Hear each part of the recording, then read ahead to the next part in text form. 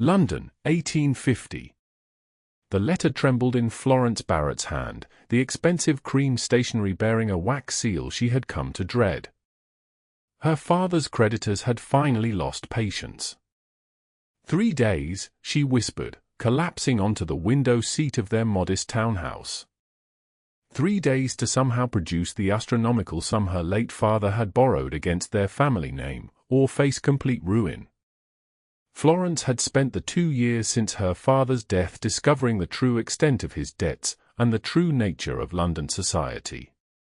Friends who had once filled their parlour disappeared like morning fog when their financial circumstances became known. Invitations dwindled. Suitors vanished. She learned quickly that in polite society, poverty was the only unforgivable sin. "I simply need to be practical," she told herself, smoothing the wrinkles from her second-best dress. The best had been sold months ago. At 23, with no dowry and a mountain of debt, she had precisely one asset, her family's good name, which still carried the whisper of respectability despite her father's gambling. Florence had always believed that marriage should be a matter of affection, perhaps even love, a foolish notion she now recognized as luxury. Security was what mattered. Survival. Her aunt's letter had arrived that morning, offering a solution so distasteful that Florence had initially dismissed it outright. But as the afternoon shadows lengthened across their sparsely furnished sitting room, she read it again. The Duke of Westmoreland seeks a bride. He has indicated he would consider your circumstances with generosity if you would meet with him tomorrow. His fortune is vast, his influence unparalleled. Yes, there are rumors, Florence, but rumors are often exaggerations.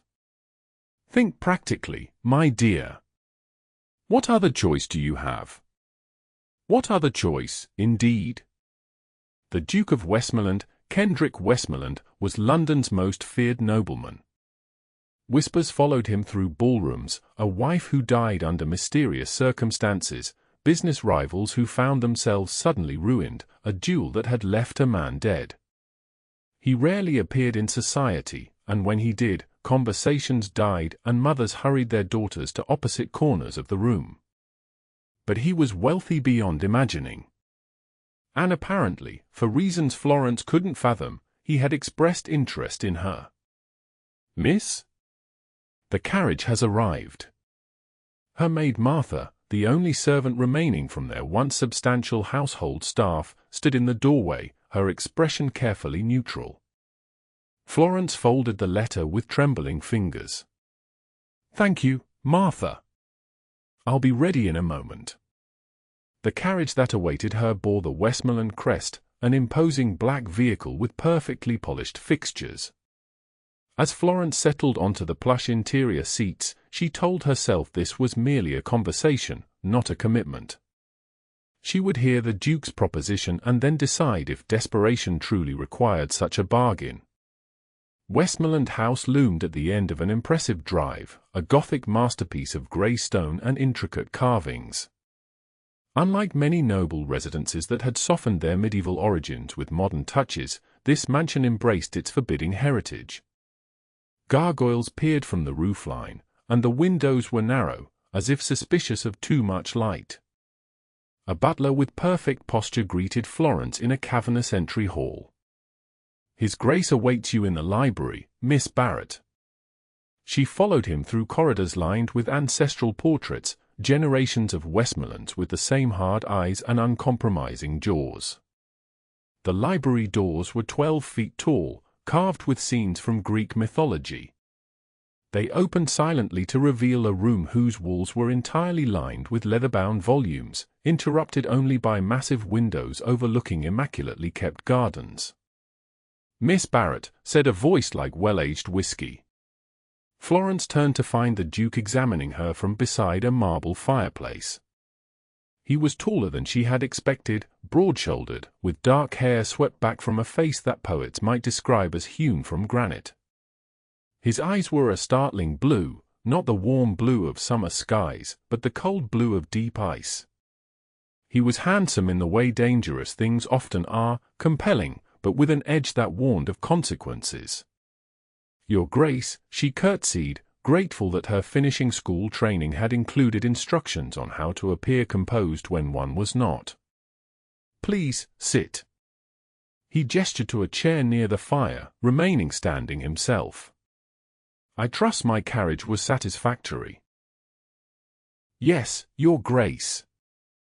Thank you for sending it." His gaze was assessing, as if he were evaluating a business proposition rather than entertaining a social call. "I'll come directly to the point, Miss Barrett.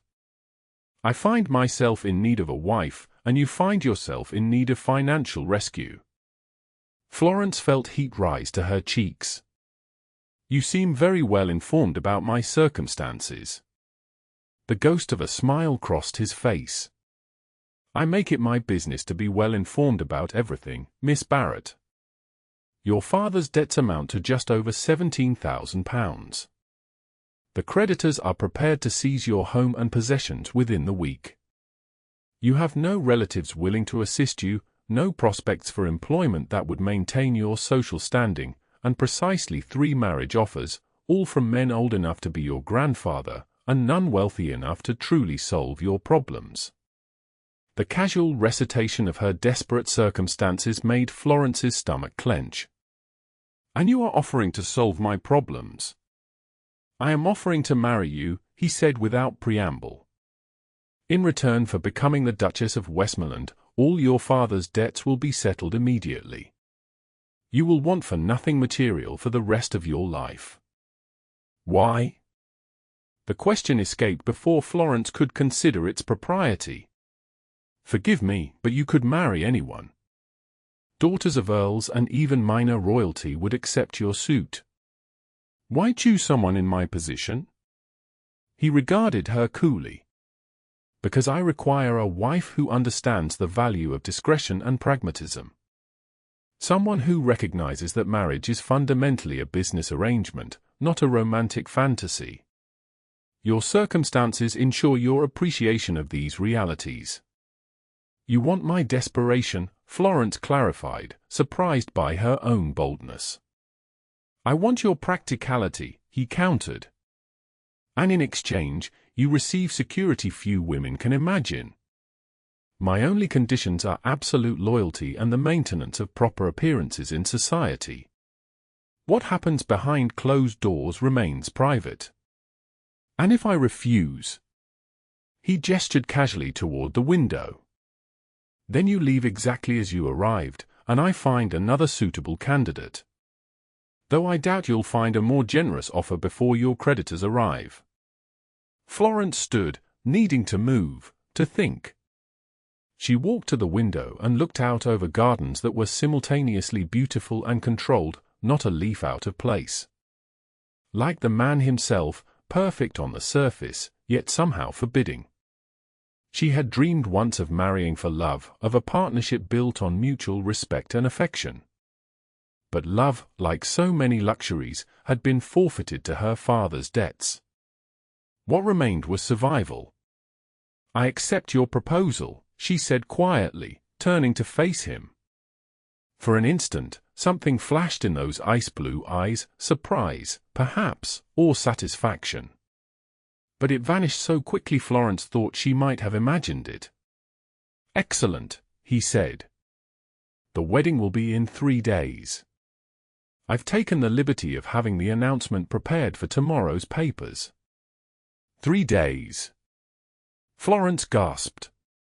"But that's the exact deadline your creditors have given you," he finished smoothly. "A convenient coincidence, wouldn't you say?"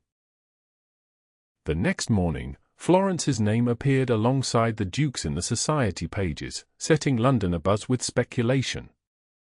Why would the reclusive Duke of Westmoreland suddenly announce his engagement to the daughter of a known debtor? What advantage could he possibly gain from such an alliance?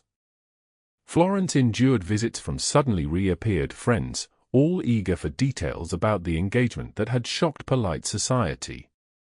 She provided them little satisfaction, having hardly any information herself.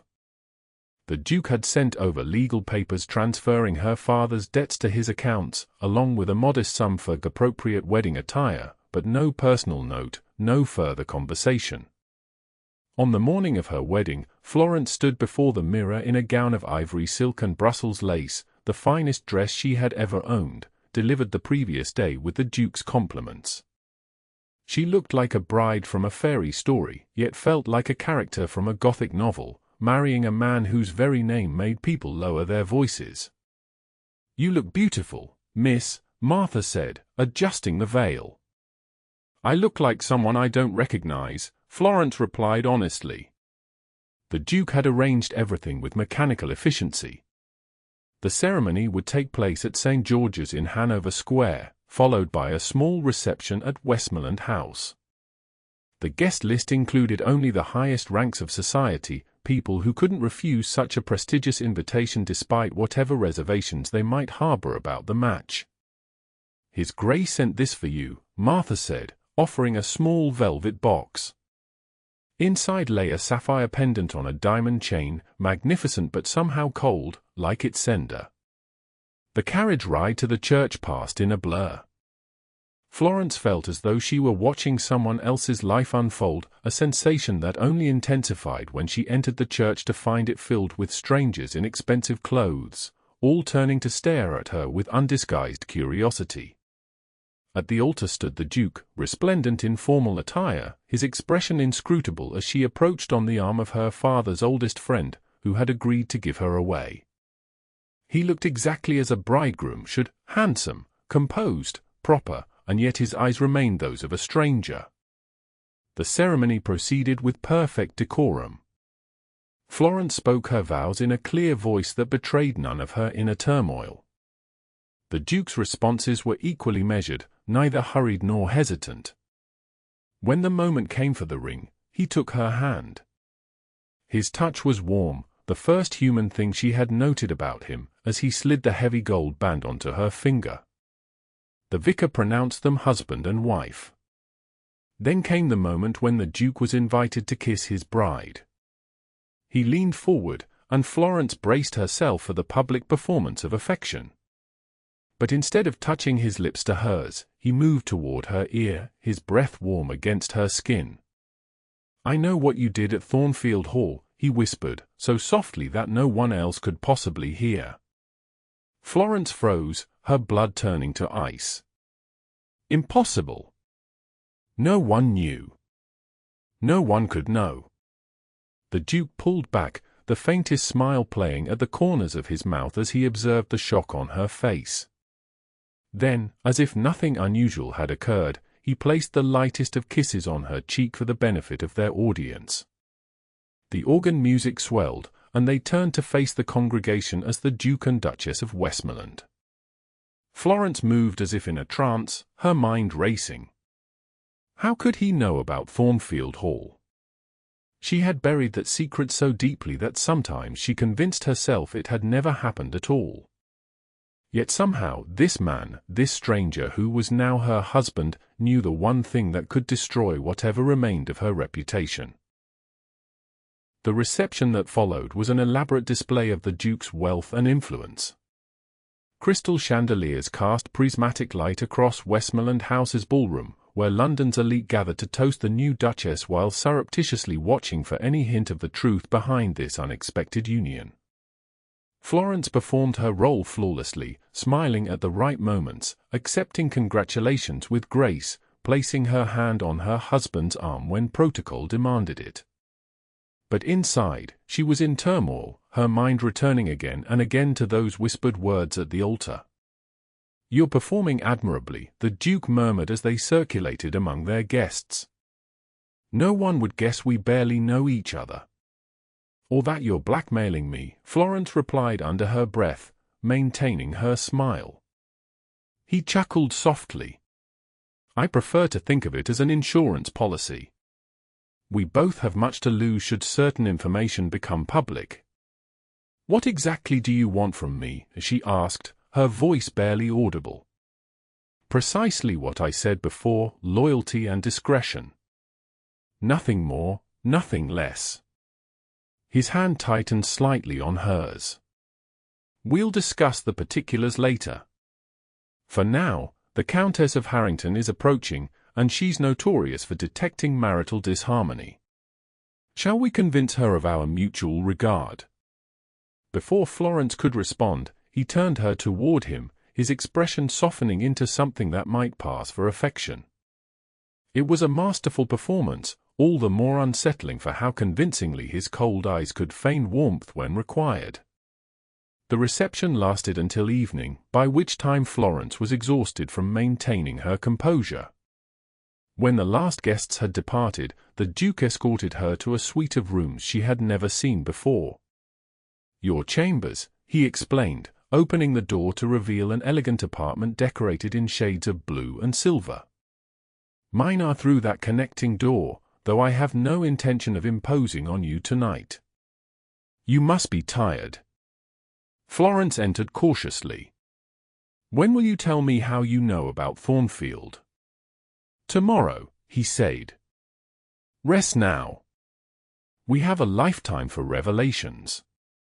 He bowed formally and left, closing the door behind him.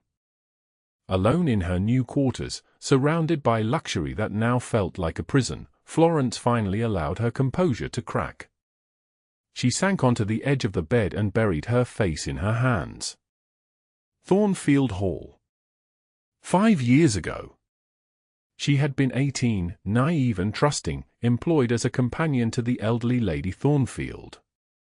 What had happened there had haunted her nightmares ever since: the fire, the accusations, her desperate flight in the night. She had reinvented herself in London afterward, and no one had ever connected Florence Barrett to the scandal that had briefly occupied the gossip columns before being displaced by fresher scandals. No one except, apparently, the Duke of Westmoreland. Morning brought no answers but did deliver a note from the Duke, informing Florence that he had business in the city and would return for dinner. She spent the day exploring her new home, finding it as impressive as it was impersonal. The servants treated her with perfect deference but offered no warmth. The house itself, for all its grandeur, felt more like a museum than a home. In the late afternoon, Florence found herself drawn to the library where she had first met the Duke. Its walls of books offered a familiar comfort in this strange new life. She was examining a first edition of Byron's poems when she heard the door open. "I see you've found solace among the dead poets," the Duke observed, entering the room with his customary silent grace. He had removed his jacket, and the more casual attire somehow made him appear more human, less like the intimidating figure who had orchestrated her fate. Florence replaced the book carefully. "I've always found books to be better company than most people." "A sentiment we share, then." He moved to a cabinet and withdrew a decanter. "May I offer you a sherry before dinner?" "I would prefer answers," she said, summoning her courage. "You promised to explain how you know about Thornfield Hall." He poured 2 glasses despite her refusal, handing her one. "Did you imagine you were the only person with connections to that house? That your secret was buried so deeply no one could possibly unearth it?" "No one has for 5 years," Florence countered. "No one with my resources has tried," he corrected, gesturing for her to sit. When she remained standing, he shrugged and continued. "When I decided to marry, I investigated several potential candidates thoroughly. Your name appeared on a list of suitable young women from good families facing financial difficulties. Standard procedure, really, confirming you had no hidden entanglements or scandals. And you discovered Thornfield. I discovered a gap in your history. Most people leave traces, letters, mentions in others' diaries, records of employment. You disappeared for nearly a year, then reappeared in London with your father, claiming to have been visiting distant relatives in the north." He sipped his sherry. "I employ very dedicated people. Eventually, they found a connection, a letter from Lady Thornfield to a former servant, mentioning a new companion named Florence. Florence felt the blood drain from her face. "And you concluded I was responsible for what happened there?" "I concluded nothing. I simply acquired information," he said. "Your reaction at the altar confirmed my suspicions that whatever occurred at Thornfield is something you desperately wish to keep hidden." "So this marriage is built on blackmail," Florence said bitterly. The Duke regarded her thoughtfully. "I prefer to think of it as mutual advantage. You needed financial salvation, I needed a wife with something to lose should she ever prove disloyal." "Disloyal? You fear I would be unfaithful?" "To a man I barely know, who threatened me at the altar." A shadow passed over his face. "My first marriage taught me valuable lessons about trust, Duchess." The title sounded foreign to Florence's ears. "What happened to your first wife?" she asked, voicing the question that had fueled so many whispered speculations throughout London. "She died," he said flatly, placing his glass on a nearby table with carefully controlled precision. "Dinner will be served shortly. I suggest you change." He left before she could press further, the abrupt departure confirming what Florence had begun to suspect: the feared Duke of Westmoreland had vulnerabilities of his own. Days passed, establishing a pattern to their unusual marriage. The Duke treated Florence with perfect courtesy, providing her with an allowance, introducing her to important connections, escorting her to the necessary social functions, but maintained an emotional distance that matched the physical one. They inhabited the same house but separate lives, crossing paths at dinner and the occasional breakfast, but otherwise pursuing independent activities. Florence found unexpected freedom in this arrangement. Having anticipated being a prisoner in a gilded cage, she discovered instead that the Duke made few demands on her time. He seemed content to know she was fulfilling her social obligations as his Duchess, maintaining the appropriate appearances in public while making no claims on her private hours. She began cautiously establishing herself in her new role, redecorating portions of Westmoreland House to reflect her own taste, hosting small gatherings for charitable causes, and developing a carefully curated circle of acquaintances who seemed less interested in gossip than most of society. The Duke observed these changes with enigmatic silence, neither encouraging nor discouraging her initiatives. Only once, when she requested permission to establish a charitable foundation using a portion of her allowance, did he show any reaction, a brief flash of what might have been approval before his features settled back into their usual composure. "You may use whatever funds you require," he had said. "I have no objections to philanthropy, provided it's managed discreetly." It was the closest thing to praise Florence had received from him. 3 weeks into their marriage, Florence was arranging flowers in the morning room when the butler appeared. "A Lady Regina Harlowe to see you, Your Grace," he announced with a slight bow. Florence frowned. The name was unfamiliar. Did she state her business? Only that it was a matter of some urgency concerning Thornfield Hall. The vase Florence was holding slipped from her grasp, shattering on the parquet floor. I'll receive her in the blue drawing room. Please have tea sent up." When the butler had departed to carry out her instructions, Florence pressed her hands to her racing heart. Had the Duke shared her secret? Was this some new form of torment? Lady Regina proved to be a handsome woman in her 50s, dressed in the height of fashion, with shrewd eyes that assessed Florence with undisguised curiosity. "How lovely to finally meet you, Duchess," she said, accepting a seat with the easy confidence of someone accustomed to being received in the finest homes. "I must say, you've caused quite a sensation by capturing Westmoreland. Half of London is still in shock." "You mentioned Thornfield Hall," Florence said, dispensing with pleasantries. "May I ask your connection to that place?" Lady Regina's eyebrows rose at Florence's directness. "Direct as well as brave. I can see why he chose you." She set down her teacup. "I am Lady Thornfield's niece." The estate passed to me after her death. Florence felt the room tilt slightly. I wasn't aware she had passed. 2 years ago. Quite peacefully, despite the tragedy that preceded her final years. Lady Regina's gaze sharpened. A tragedy you were part of, I believe. What do you want? Florence asked, her voice barely above a whisper. Want? My dear, I've come to thank you. Lady Regina leaned forward. I know exactly what happened that night. My aunt may have been confused about many things in her later years, but she was perfectly clear about your role in saving her life when her deranged companion set fire to the East Wing. Florence stared at her visitor in disbelief. But the authorities believed I was responsible. That you had started the fire? Yes, that's what Catherine Marsh claimed after you fled. She had always been jealous of you, and when you disappeared, it was convenient to blame the absent party. Lady Regina shook her head. But my aunt eventually recovered enough to tell the truth. Catherine confessed before being committed to an asylum. Your name was cleared, my dear, though by then, no one could find you to tell you. The room seemed suddenly airless. Cleared? Florence repeated faintly. But the Duke, he said. Lady Regina's eyes narrowed.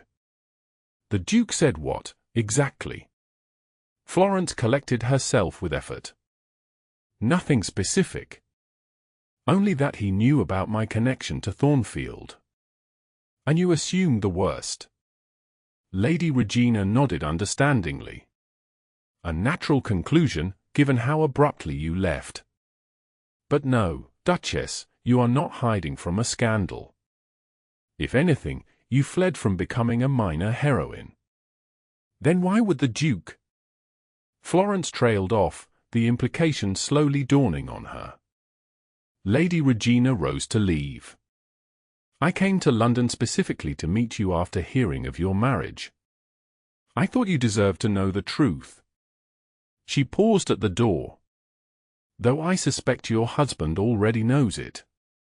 After her visitor had departed, Florence remained motionless, trying to absorb what she had learned. All these years, she had believed herself disgraced, potentially criminal, forever at risk of discovery. And now to learn it had all been based on a misunderstanding, that she had been cleared of wrongdoing long ago.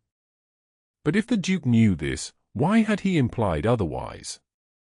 Why whisper about Thornfield as if it were a weapon he could use against her? The answer came with stunning clarity, because he had needed her to believe she was compromised. He had needed leverage to ensure a loyalty, just as he had said. Florence rose abruptly, anger replacing shock. She would confront him immediately. She found the Duke in his study, reviewing correspondence with his secretary. At her entrance, he looked up with mild surprise. Leave us, Florence commanded the secretary, who glanced uncertainly at his employer. The Duke nodded permission, and the man gathered his papers and hurried out, closing the door behind him. Something has upset you, the Duke observed, leaning back in his chair. I've just had a most illuminating visit from Lady Regina Harlow, Florence said, struggling to keep her voice steady. Lady Thornfield's niece. Something flashed in the Duke's eyes, awareness, perhaps, or wariness. Indeed? I wasn't aware you were acquainted. We weren't. Until today, when she came specifically to inform me that I was cleared of any wrongdoing at Thornfield Hall years ago. Florence advanced toward his desk. That far from being a scandal, my actions there were considered heroic by those who knew the truth. The Duke's expression remained carefully neutral. I see. Do you? Because I'm struggling to understand why you would use Thornfield to manipulate me if you knew I had nothing to hide. He rose slowly, coming around the desk to face her. You misunderstand, Duchess. I never claimed you had something to hide. I simply mentioned Thornfield, and you drew your own conclusions. A deliberate deception by omission, Florence countered. A test, he corrected. I needed to know if you were the person I believed you to be, someone who would act honorably even when facing personal danger. By terrifying me at our wedding altar? By letting me believe you could destroy me at any moment? By confirming that even when you believed yourself at risk, you would uphold your commitments? He moved closer. Do you know how rare that quality is? How valuable? Florence shook her head in disbelief. You've been testing me all along. Watching how I would behave, thinking I had no choice but to obey you.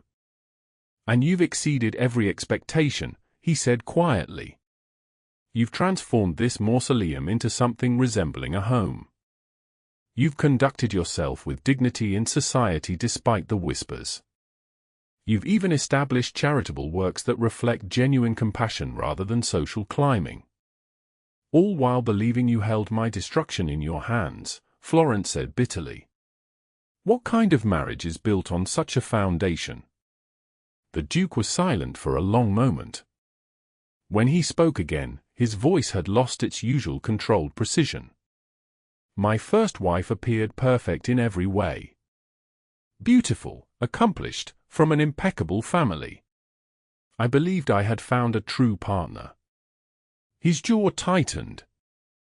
3 years into our marriage, I discovered she had been systematically betraying me, and not just with other men, but by selling information about my business dealings to competitors. Florence felt her anger faltering in the face of his obvious pain. When I confronted her, she laughed. He continued. Said I was a fool to believe anyone would marry me for anything but my fortune and title. That I was too cold, too calculating to inspire genuine loyalty. His eyes met Florence's. She died in a carriage accident the following month, trying to flee to the continent with her latest lover and a considerable portion of my wealth. So you decided any future wife must be controlled through fear, Florence said softly. I decided any future wife must be tested, he corrected. Must prove herself worthy of trust before I would risk giving it. Florence absorbed this in silence, seeing for the first time past the Duke's intimidating exterior to the wounded man beneath. And have I passed your tests, Your Grace? Or will you continue to manipulate me indefinitely? You passed the moment you accepted Lady Regina's revelation with anger rather than relief, he said. A guilty person would have been grateful for the reprieve. You were outraged by the injustice. That doesn't answer what happens now, Florence pressed. The Duke, Kendrick, she reminded herself, though she had never used his given name, took a deep breath. What happens now is your choice. Our marriage was arranged under false pretenses. If you wish to have it annulled, I will ensure you retain sufficient funds to live comfortably, and your reputation will remain intact. The offer stunned Florence. You would release me. I would give you the freedom to choose, he corrected. Something I should perhaps have offered from the beginning. Florence studied him, seeing vulnerability beneath his controlled exterior. And if I choose to stay? Then we begin again, he said quietly. Not as Duke and desperate heiress, not as manipulator and victim, but as two people who might, with time and effort, build something genuine from these inauspicious beginnings. Florence moved to the window, needing distance to think clearly. Outside, rain had begun to fall, blurring the formal gardens into impressionistic smudges of green and grey. She had entered this marriage believing it a business arrangement, security in exchange for social propriety. She had continued in it believing herself trapped by a secret shame. Now, offered freedom, she found herself reluctant to take it. These past weeks, she said slowly, when you weren't actively threatening me, I've observed a man of intelligence and principle. Demanding, yes, but also fair to those who earn your respect. She turned back to face him. I've glimpsed someone I might, under different circumstances, have wished to know better. Something flickered in his eyes, hope, perhaps. And now? Now I think perhaps we should begin again, as you suggested. Not with false pretenses or tests, but with honesty. She extended her hand. Hello. I'm Florence Westmoreland. I once worked as a companion at Thornfield Hall, where I saved an elderly woman from a fire set by a disturbed servant. I enjoy Byron's poetry, dislike social climbers, and have never betrayed a confidence in my life. For a moment, he seemed frozen in place.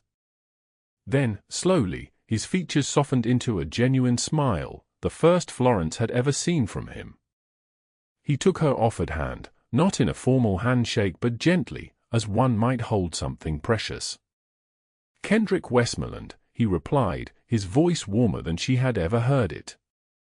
I build ships and invest in railroads. I trust too little and work too much. I have never broken my word once given.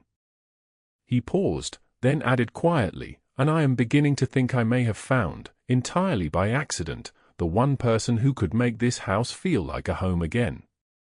Florence felt something shift between them, something fundamental and irreversible. We have much to learn about each other. We have time, he said simply, still holding her hand. Spring arrived in London, bringing with it the usual round of balls, exhibitions, and promenades.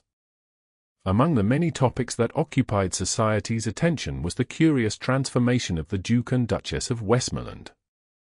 What had begun as a marriage clearly motivated by financial necessity had somehow, inexplicably, blossomed into what appeared to be genuine affection. The fearsome Duke, once seen only at the most obligatory functions, now accompanied his wife to concerts and dinners, where observers noted with astonishment that he occasionally smiled.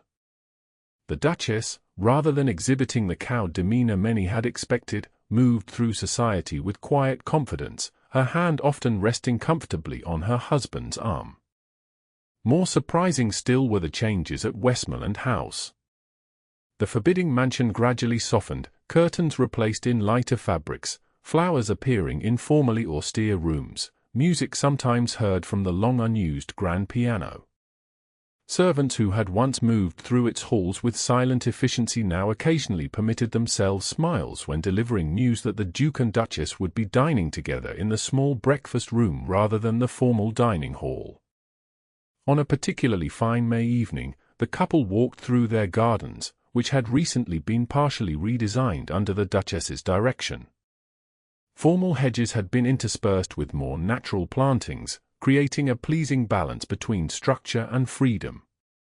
The roses will bloom next month, Florence observed, pausing beside a carefully tended bed. Martha says the white ones were originally planted by your grandmother. Kendrick nodded. She had a passion for gardening I never fully appreciated until now. He glanced at his wife. You've brought life back to places in this house that have been dormant for decades. Not just me, Florence corrected gently. Us. This house needed both structure and warmth to become a home. You provided one, I provided the other. He took her hand, a gesture that had become natural over the months since their confrontation in his study. I never properly thanked you. For what? For staying. For giving me the chance to become someone worthy of your trust, when I had done nothing to earn it. Florence smiled. You were right about one thing from the beginning, I am practical. And practically speaking, I recognized a man worth knowing beneath all that aristocratic armor. He laughed softly, another sound that had once been rare but now came more easily. Is that what it was? Armor. Built from loss and betrayal, I think. She turned to face him fully. But armor, while protective, also isolates. It keeps danger out but prevents connection.